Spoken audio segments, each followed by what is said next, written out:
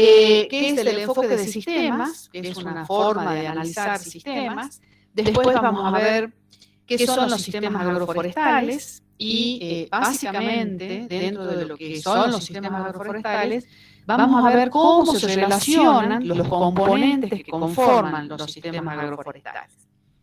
Después vamos a ver los tipos de sistemas agroforestales, que tenemos ahí la bolilla 3 y la bolilla 4. Y luego vamos a ver lo que se denominan sistemas complementarios, que son sistemas que son más utilizados por ahí, ¿no? Porque, bueno, es como que lo pongo a un costadito y está bien, digamos, ¿no? Pero son sistemas que tienen un potencial interesante. Y luego vamos a ver sistemas silvopastoriles. También aquí las relaciones entre los sistemas silvopastoriles son diferentes a las relaciones entre los sistemas agroforestales, ¿sí? Por eso se lo ponen en otro tema. Y luego vamos a ver cómo son los distintos sistemas dentro de los sistemas silvopastoriles y cuáles son los que tienen mayores potencialidades. Vamos a ver dentro de otros sistemas silvopastoriles, vamos a ver algunos sistemas que son novedosos, que son diferentes, pero que están clasificados como sistemas silvopastoriles. Y las últimas dos bolillas son cómo hacer para planificar un sistema agroforestal. Y el último es qué consideraciones económicas o qué valoraciones podemos hacer dentro de los sistemas agroforestales y silvopastoriles, ¿sí? Esto es interesante, algunas metodologías ustedes las conocen, pero bueno, vamos a hacer un pantallazo de qué es lo más aceptado, digamos, dentro de estas valoraciones de los aportes de leñosas en los sistemas agroforestales y silvopastoriles. Bueno, antes de ver el enfoque sistemas, estas son algunas diapositivas que ya tienen sus años, pero no deja de explicar lo que está pasando en la realidad. Esto muestra el crecimiento, la curva que ven arriba, es el crecimiento total de la población, la que surge, fíjense, desde 1950, por debajo del crecimiento de la población rural. Fíjense que la población urbana recién en 1960 equipara a la población rural y desde allí ha ido creciendo, ¿sí?, exponencialmente, en detrimento del crecimiento de la población rural que realmente prácticamente se ha mantenido en los mismos niveles. Esto que ustedes ven en este gráfico es a nivel mundial, pero es lo que pasa a nivel... Profe, disculpe, no se ve, no se está viendo la gráfica. Estamos en la diapositiva 12. Quedó en el programa, en la última del programa. Ay, perdón. ¿Ahí? ¿Ahí se ve? Sigue en el programa. No, profe, no se ve. A ver, esperen. ¿Y entonces? ¡Qué gracioso!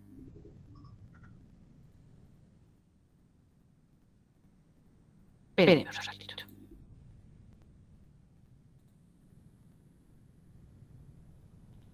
Recuerden que para decirme estas cosas me tienen que hablar porque si no, no...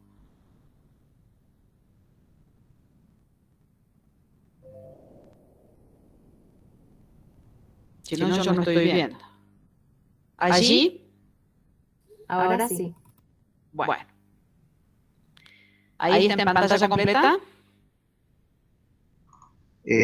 Si ponemos presentación o ahí no ve nada, ¿no? No, Claro. no. Ahí estoy en presentación. Ah, bueno. Sí, se ve. Yo por lo menos veo. Bueno, lo que les decía es que esta curva, ¿sí?, de crecimiento poblacional ha llevado el ritmo del crecimiento poblacional urbano, pero el crecimiento poblacional de lo rural, digamos, se ha mantenido en los mismos niveles. Esto es producto, ¿no es cierto?, de la migración del campo a la ciudad por mejores condiciones de vida, ¿no? ¿Y qué entendemos por mejores condiciones de vida? A ver, ¿qué creen ustedes?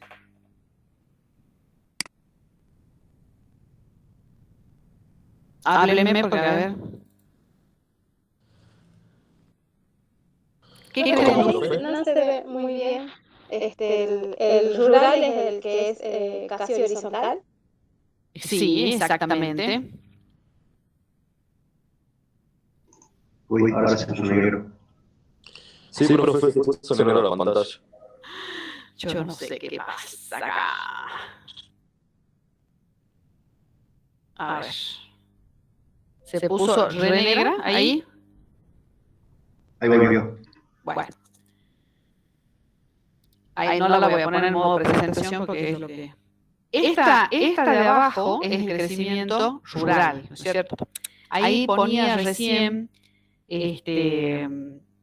creo que Carolina, por trabajo, por sueldo, pero fíjense que también mucha gente elige el campo, perdón, elige la ciudad, por otros aspectos, ¿no? Los jóvenes, ¿por qué eligen la ciudad? La tecnología. Por la tecnología, por el acceso a educación. Recuerden que por ahí en el campo no hay tanto acceso, o sea, tienen por ahí hasta hace unos 15 años atrás o 20 años atrás teníamos solo primaria, ¿sí? Sebastián dice por diversión, ¿sí? Los jóvenes también. Yo conozco muchos y seguramente algunos de ustedes también, ¿no es cierto? Es un estudiante del interior de la provincia que vino a estudiar, pero le va a costar volverse a su lugar de origen, digamos, una vez que se reciban. ¿Por qué? Porque, bueno, la ciudad de Salta, por más que es una ciudad no tan grande, ofrece muchas posibilidades que no están por ahí en las ciudades donde trabajan, menos donde ustedes son, o menos aún si son del ámbito rural, ¿cierto? Entonces, hay muchas ofertas de la ciudad, ¿no es cierto?, que ha hecho que, les digo, concretamente, el tema de agua, de salud, de electricidad, ¿no? Yo les cuento, siempre les cuento como anécdota, esta familia que nosotros vamos a visitar, si vamos a la Unión. Estas familias tenían heladeras de queroseno y las siguen teniendo, no es que no las tengan. Recién yo los conozco desde hace más de 10 años, y recién hace unos 5 años tuvieron acceso a paneles solares, por ejemplo, ¿no? Entonces, ahora pueden tener energía eléctrica, todavía no tienen energía de red, ¿no? Tienen energía de paneles solares, que, bueno, tiene su costo, ¿no es cierto?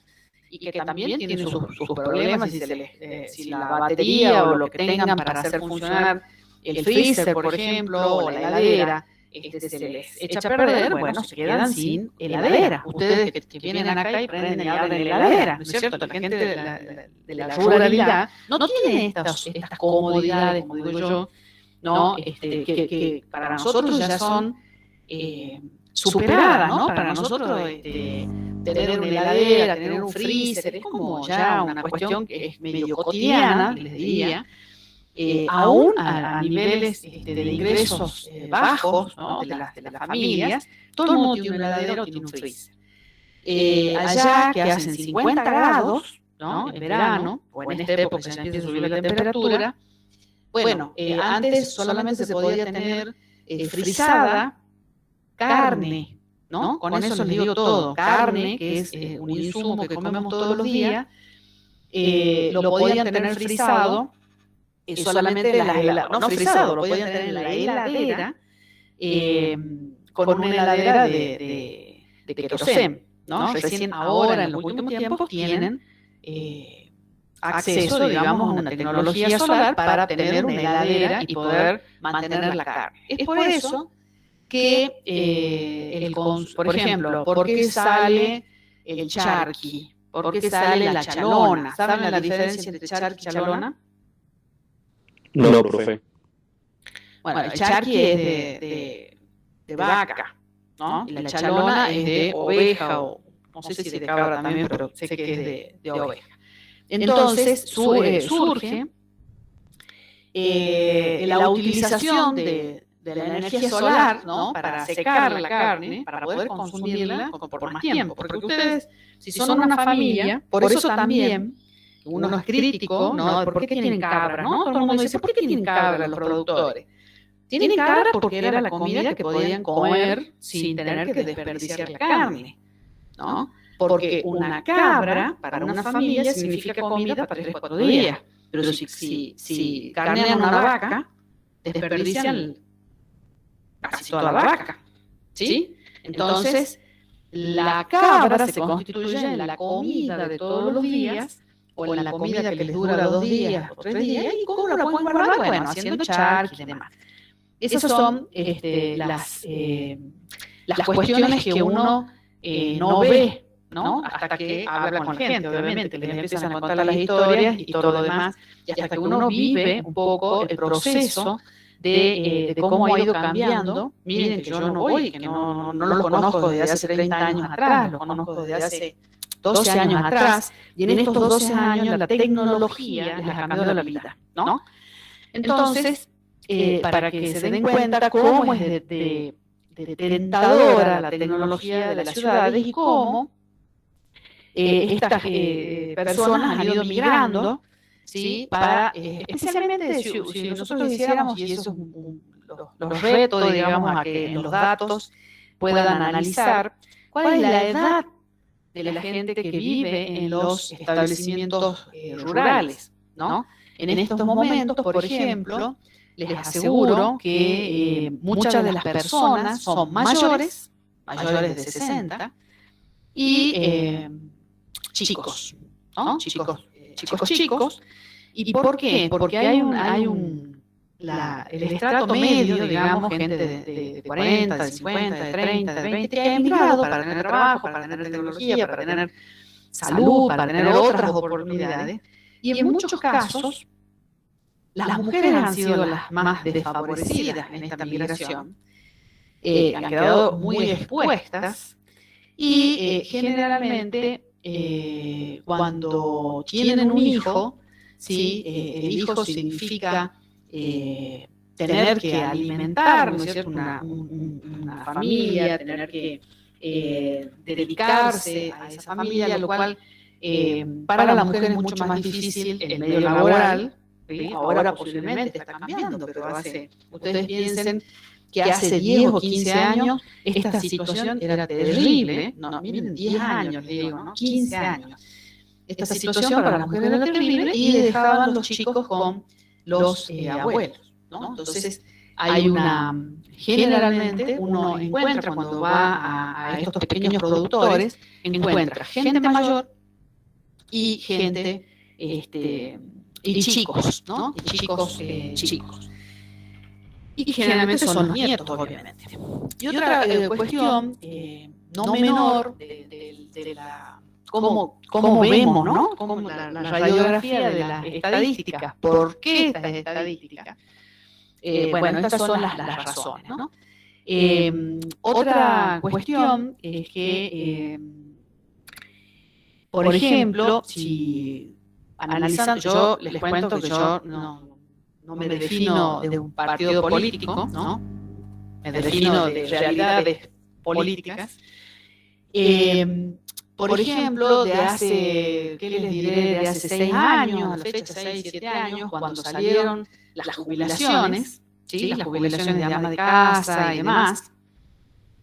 Bueno, casi toda la gente de estas comunidades se adhirieron, ¿no? Los que tenían edad, las mujeres campesinas, que son propietarias de alguna manera, porque hay problemas de tenencia de la tierra, pero un montón de mujeres, los hombres también, se adhirieron a esta jubilación, que es una jubilación mínima, ¿no? No es, pero eso significó poder poner otra heladera, poner un freezer, hasta les permitió, en algunos casos, tener aires acondicionados, que allá con 50 grados es importante. Entonces, cuando se habla de los planes sociales, tampoco comparto que sean distribuidos al sin ton ni son, ¿no? Pero en algunos casos, estas personas que no tuvieron la oportunidad de un trabajo, por lo tanto, no tuvieron la oportunidad de una jubilación. En realidad, trabajaron toda su vida, ¿no? No es que no han trabajado toda la vida. No han tenido la oportunidad de una formalidad del trabajo, ¿sí? Bueno, en esos casos no iban a, por supuesto, iban a tener que seguir trabajando y arriendo vacas hasta que se mueran en la tarea, ¿no?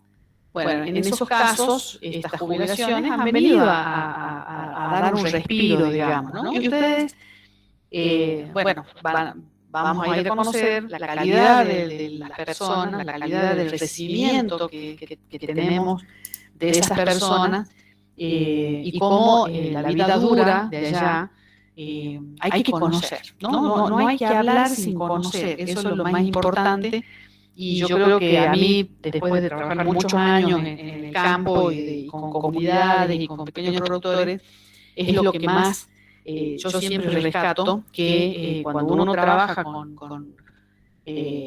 sea con pequeños o con medianos o con grandes, hay que aprender a escuchar y aprender a entender los procesos, ¿no? Nunca analizar los procesos desde donde yo los vivo, sino tratar de analizar los procesos desde donde los vivieron las personas, ¿no?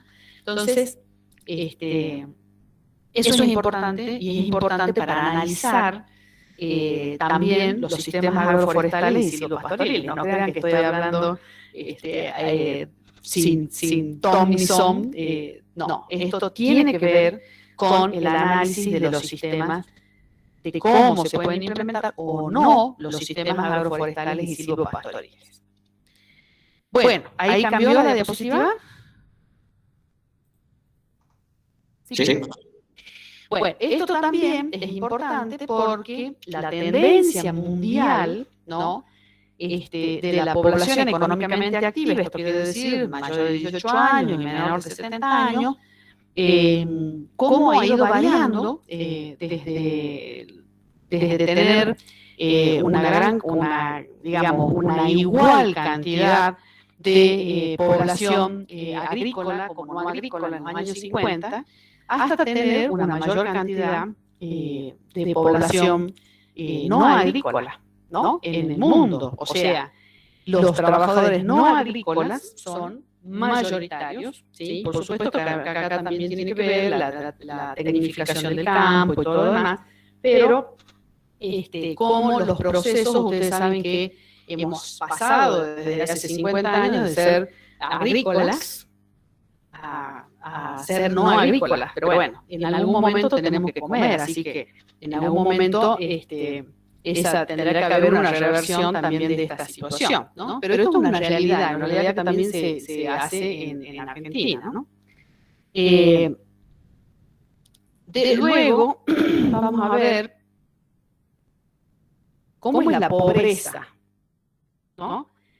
La pobreza en el mundo ha ido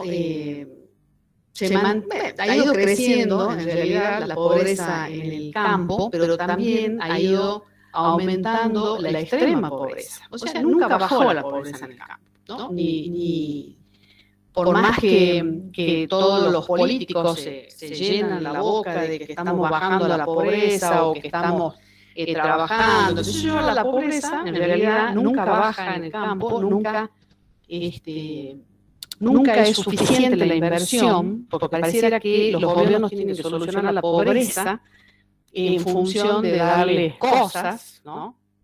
Pero en realidad hay algunas políticas que sí, pero lo fundamental sería que podamos dar mercados, o sea, que los mismos que ingresen a un sistema económico, ¿sí? O a un sistema que les provoque que no sean pobres, ¿no? Eso es lo que todavía no hemos logrado, ¿no? No hemos logrado pensar esto. Esto, la CEPAL, no sé si conocen la CEPAL, hay muchísimos estudios.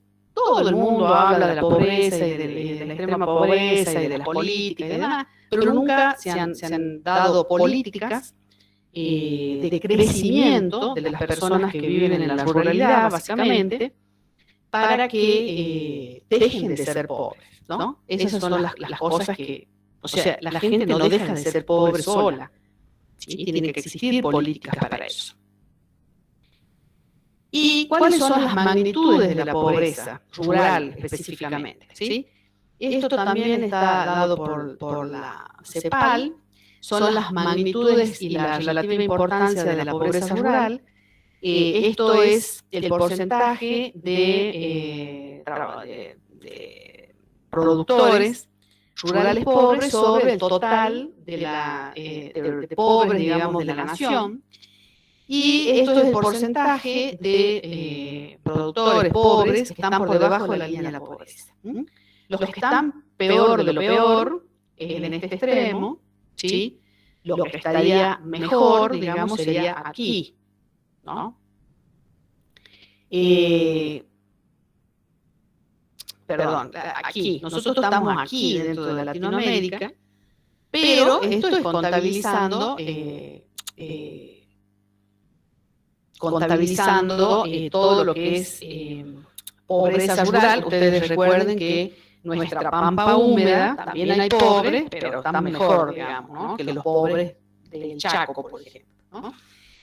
Y países como Guatemala, Honduras y Nicaragua, que en este momento ya están mejorando sus sistemas, justamente porque han puesto la mirada sobre cómo trabajar o cómo los pequeños productores pueden trabajar para salir de la pobreza, ¿no? Argentina, díganme cuántas políticas conocen ustedes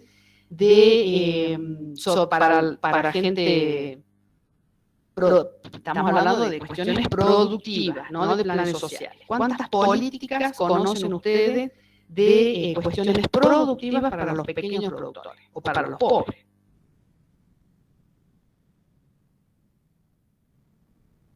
Está difícil, ¿no?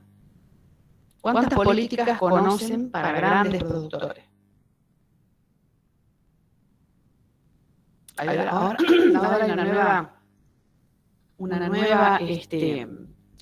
nueva ley ganadera. Yo no me quiero cortar las venas, pero bueno, existe una nueva ley ganadera.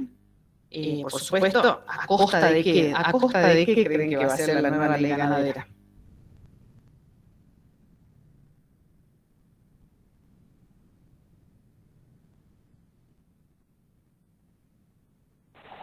Del monte. Así es, va a ser de nuevo, y no solo eso, Sebastián, sino que una nueva ley ganadera que implica, por supuesto, implica créditos, implica, digamos, incentivos económicos, ¿no es cierto?, que están en la posibilidad de los grandes productores o de los medianos productores, no están en la posibilidad de los pequeños productores. Entonces esto va a significar compra de tierra, un gran mercado de tierra nuevamente, como ya ocurrió, una nueva línea de mercado de tierras para esta nueva ley ganadera, que no significa para nada trabajar con los pequeños productores, ¿no? Entonces este nuevo mercado de tierras que va a haber, ¿qué va a hacer? Expulsar nuevamente, ¿sí? Porque un pequeño productor que te ofrece mucha plata por tu pedazo de tierra, que no es en realidad mucha plata para el pequeño productor, pero no es mucha plata en el contexto del mercado de tierra, ¿no es cierto? Entonces, ¿qué va a significar? Que los grandes productores van a ir a comprar tierra, se la van a comprar los pequeños productores, ese gran productor maneja 13.000 hectáreas con 13 personas, es así, esa es la relación. Y antes vivían en 13.000 hectáreas, vivían, a ver, ya les digo, más o menos, los pequeños productores ganaderos están en 500 hectáreas por familia, que cada familia tiene 5 personas. Así que calculen que la migración rural a las ciudades va a ser de cada 1000 hectáreas que se inviertan en la nueva ley ganadera, vamos a tener seguramente 2 o 3 familias viviendo en lo urbano, ¿no? Con lo que sabemos que puede pasar con lo urbano, ¿no? Entonces, no hay una política, yo no conozco ninguna política para esos pequeños productores, ¿no? Políticas reales de incentivo, de fomento, de lo que sea, para esos pequeños productores para que entren en el mercado ganadero. No conozco, ¿no? Como tampoco conozco políticas de pequeños productores para abastecer los mercados locales de fruta, por ejemplo, ¿no?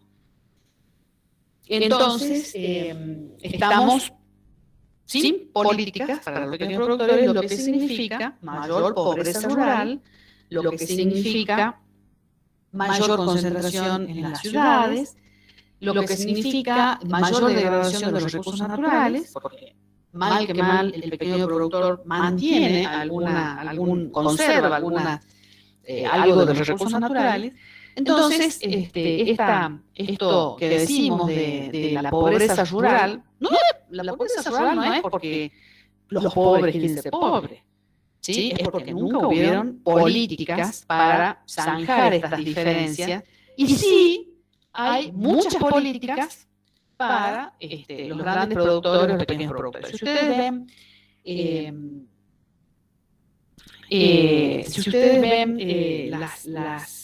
los fomentos que hay, ¿verdad? Nunca llegan a buen fin porque no tienen en la mirada incorporar a los pequeños productores en los mercados, que es lo fundamental, ¿no?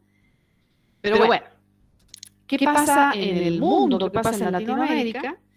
Estos son los principales sistemas de producción y reproducción de familias rurales. Fíjense, acá está en inglés, pero esto es un estudio que se hizo. Fíjense cuáles son los extremadamente pobres a pobres, ¿sí? Que son los que viven en los bordes de los Andes, donde están severamente afectados, por ejemplo, Perú y Bolivia, y menos afectados Ecuador, Chile y Argentina. Esto en realidad no es un porcentaje alto. Fíjense, los pequeños productores, que son pequeños productores con cultivos, que son pobres, ¿sí? Y están en toda Latinoamérica. Los pequeños que tienen, pequeños agricultores, se llaman, que tienen un mix de cultivos y ganadería, son el 14% y van desde pobres a extremadamente pobres. Los que se llaman agricultores de subsistencia, que son extremadamente pobres, ¿no?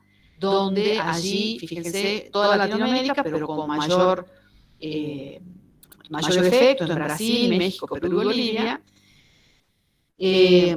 Bueno, y así seguimos, por ejemplo, comunidades rurales que son extremadamente pobres, en México, Perú, Bolivia. Bueno, a nosotros parece que los únicos pobres que tenemos son en los Andes, ¿no? Pero bueno, el Chaco tiene una gran cantidad de pobres y que no están contemplados acá, ¿sí? Por supuesto que las estadísticas se hacen en función de quién las hace, ¿no? Y del conocimiento que tenga de qué es lo que hay que analizar.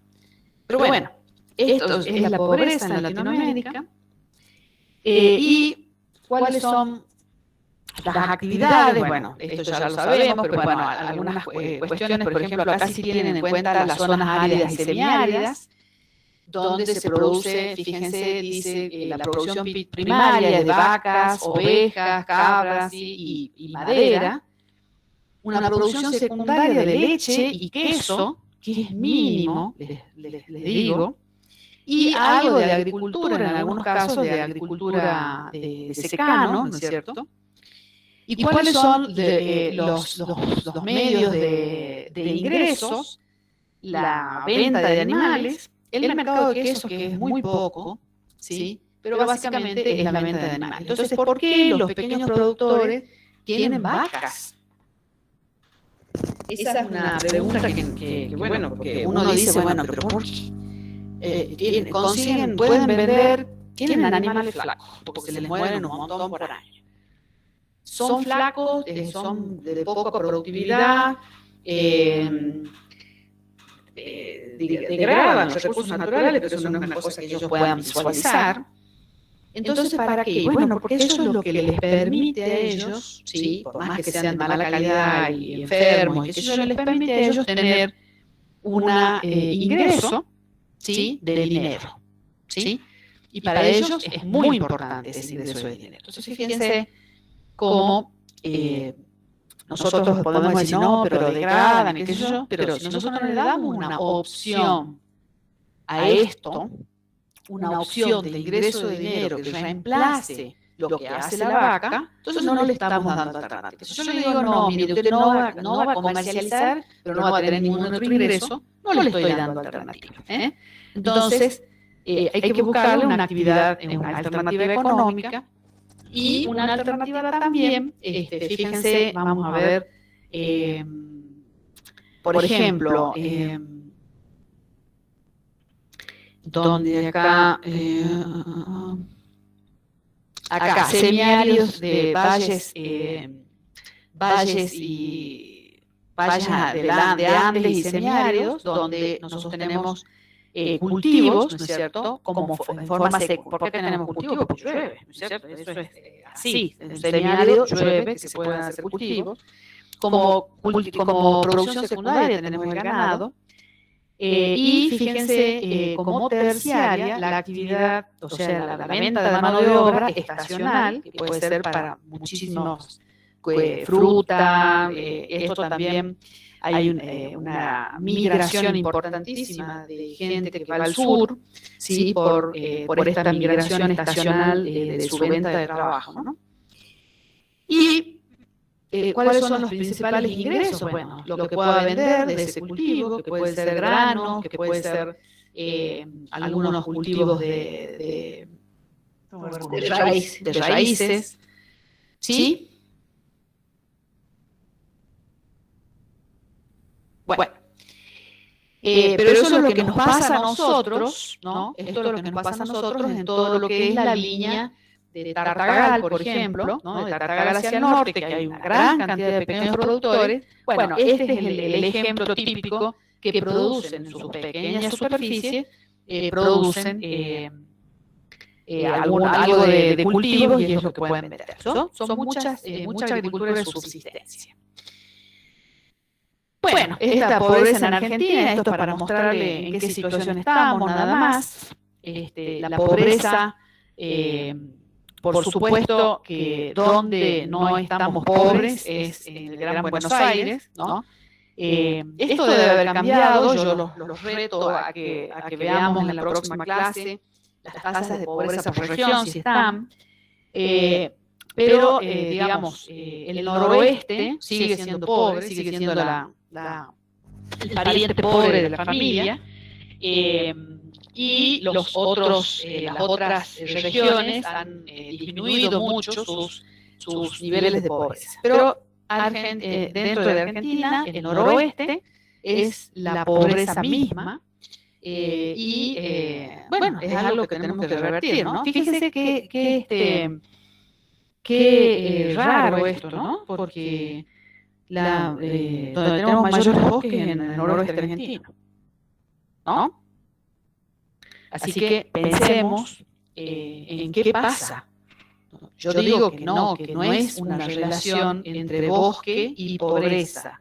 No sé qué dicen ustedes, pero para mí es una relación entre pobreza y falta de incentivos hacia el bosque. Lo dejemos ahí, lo discutimos después, ¿no? Y otra cosa que también me gusta ver cuáles son los indicadores ambientales, ¿no? Nosotros que estamos relacionados a las cuestiones ambientales, los indicadores son el volumen de la producción agrícola, ¿no? Un indicador ambiental. El consumo total de fertilizante, estamos en el horno, fíjense, 42.2 en la década, entre 1999 y 1990. Las existencias de ganado también bajaron. Y luego, bueno, hay una serie, acá empiezan a estar en esto que es hasta el 2000, comienzan a estar las emisiones de dióxido de carbono, que aumentaron obviamente, las de dióxido, las de monóxido, ¿sí? Y estos son los indicadores ambientales que se toman en las cuestiones económicas, ¿no? Hoy, ¿cuánto hace de esto? Estamos en el 2000, o sea, en 20 años, los indicadores han cambiado. Hoy ya se habla de huella de carbono, ¿sí? Hoy ya se habla de huella hídrica. 20 años, chicos, es lo que ustedes tienen, para excepción de Seba, de yo, de Javier, que tenemos más, ¿no? Pero ustedes tienen menos, o sea, ya sé que tienen un poquito más de 20, pero en 20 años cambió el mundo. Cambió el mundo, ¿sí? Lo que no cambió en 80 años, lo cambió en 20 años. Entonces, hoy los indicadores ambientales pasan por otro lado y nuestra mirada tiene que cambiar, tiene que pasar por otro lado, ¿sí? Nuestra mirada de la producción tiene que pasar por otro lado.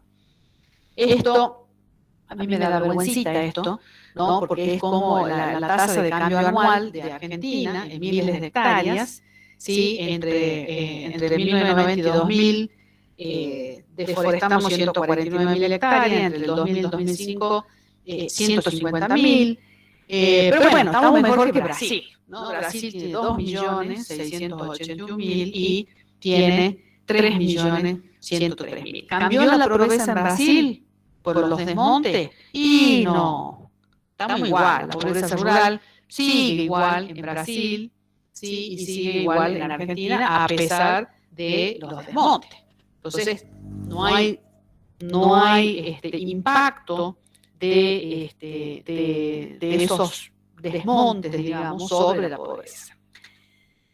Bueno, y esto es otra cosa que les quiero mostrar, los países megadiversos, ¿sí? Que se han autodenominado megadiversos, les aviso. Y nosotros que somos megadiversos no nos hemos autodenominado megadiversos. ¿Ustedes saben por qué es esto? Bueno, porque si nos autodenominábamos megadiversos, teníamos que conservar la biodiversidad. O si no, ¿para qué nos decimos megadiversos? ¿No? Somos megadiversos. Tenemos un esquema de país de una diversidad de sistemas que no lo tiene ningún país. Ni siquiera Chile, que está tan norte-sur como nosotros, ¿no? Ni siquiera Brasil, le diría, tiene tanta diversidad de ambientes y tanta diversidad de especies diferentes como lo tenemos nosotros. Pero bueno, no somos megadiversos.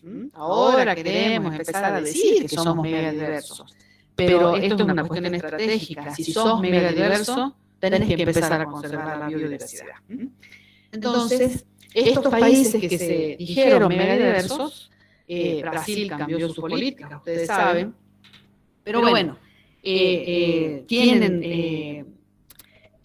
lo que está en azul, son las especies endémicas, ¿sí? Fíjense que a mí me llama siempre la atención Colombia, con su diversidad de anfibios, ¿sí? Obviamente Brasil, con toda la Amazonía, México, con todos sus reptiles, ¿sí?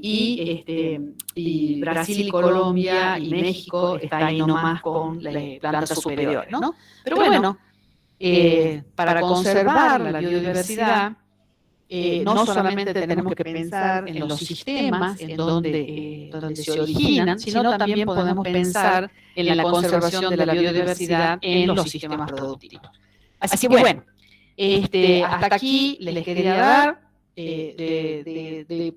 tratar de motivarlos con esta cuestión de los datos, tratar de motivarlos para este primer práctico, para que ustedes puedan empezar a ver con el análisis que ustedes tienen que hacer de este primer práctico, que ustedes analicen y traigan sus opiniones, ¿no? Yo siempre digo que la frialdad de la estadística nos muestra muchas cosas, pero también hay que ponerle la calidez de lo que realmente pasa y tratar de imaginar, de pensar qué es lo que pasa en la realidad cotidiana que nosotros vemos. Así que bueno, un poquito de la clase de hoy era motivarlos para que hagan el trabajo práctico, para que lo analicen, para que puedan ver más allá del número, que es lo que nos interesa a nosotros, que ustedes puedan mirar la estadística, ¿no? No solo leerla, sino que mirarla profundamente, que bueno, que luego vamos a charlar un poquito qué es lo que han encontrado en esa estadística. Hasta aquí era Profe, disculpe. Sí. Me acabo de fijar en el Moodle, ¿no está subido el TP todavía? No, ahora lo subimos, no te preocupes, ya está subido, pero no está visualizado, ahora lo pongo visual. Profe, otra cosa, ¿vais subiendo la bibliografía así como hacemos con facturas? Sí. Los Power, todo, bien. Sí. Y otra cosa, los jueves las clases serían de 18 a 20, dijo el profe, de 16 a 18. Mira, puso algo en el WhatsApp que no leí, no sé si... Porque estamos acá debatiendo en el grupo de impacto, que horario nos conviene. Ajá. Yo creo que me diga bien el profe que horario había dicho, pero no lo recuerdo. No, el horario que ellos habían puesto de 6 a 8. Ah, bien, y con impacto se va a pasar de 16 a 18, entonces. Bueno, genial, buenísimo. Bueno, espero que hayan prestado atención a esto de las estadísticas, a cómo tenemos que ir leyendo y que nos encontremos el lunes a las 4 para seguir. Esta era la primera clase introductoria, espero que la materia les guste, espero que hablen mucho. Porque a mí, si ustedes me hablan, yo sigo hablando de las experiencias y de todo. El lunes a las 4 ya va a estar conectado, como viajo con los chicos. Tenés razón. Bueno, no viajo yo, viaja Gonzalo. ¿Quiénes viajan el lunes? Yo, profe. Jorgelina, ¿y vos, Juan, también viajas el lunes? No, para el 6 de septiembre. Bueno. Jorgelina, bueno, vos también de Julio. Bueno, ya veo si empezamos a las 5, capaz el lunes. ¿Puede ser? Sí, profe, no hay drama. Profe, las clases... Empecemos a las 16 nomás. Profe, ¿las teorías tienen un horario de finalización o se va dando de acuerdo común? No, yo calculo que vamos a tener, en realidad no son teorías dictadas, ¿no? Esta porque me interesaba plantearles, digamos, la mirada. Pero yo les voy a subir los PowerPoint y material y lo vamos a tener es una charla, ¿no? Una charla donde yo los voy a conflictuar, digamos, les voy a poner cosas para que charlemos. Y ustedes ya tienen que haber leído lo que yo les pido, por lo menos, para que tengamos de qué charlar, si no, no vamos a tener de qué charlar. Está bien, profe. Calculo que vamos a tener una hora y media.